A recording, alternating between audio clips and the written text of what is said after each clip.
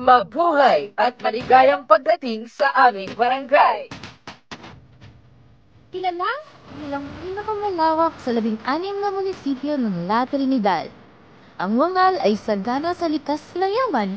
Pinaliligiran ito ng mga bundok at kagubatan.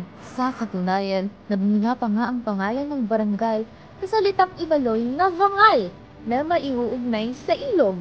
Agrikultura ang pangunahing kabuhayan ng mga tao rito.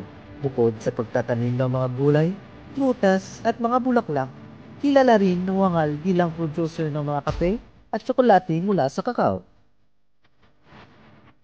Dito sa barangay, buhay na buhay ang kultura at tradisyon ng mga taga-Benguet. Itinuturo sa lahat ang tradisyonal na pagsayaw at ang pagtugtog ng katutubong instrumento. Perfecto din ang lugar na ito para sa camping, hiking at iba pang libangan gaya ng paglalaro ng archery at airsoft na tiyak mai-enjoy ninyo. Bukas din ang Benguet Sports Complex para sa lahat ng nais magsanay. Kamakailan lang ay dito nga ginanap ang Karaan Meet. Taon-taon, idinaraos dito ang Adibay Festival na kung saan nasasaktihan ang search for Mr. and Miss Benguet at ang inaabangang Grand Canyon. Kaan si Shani Kate Carino Madilat.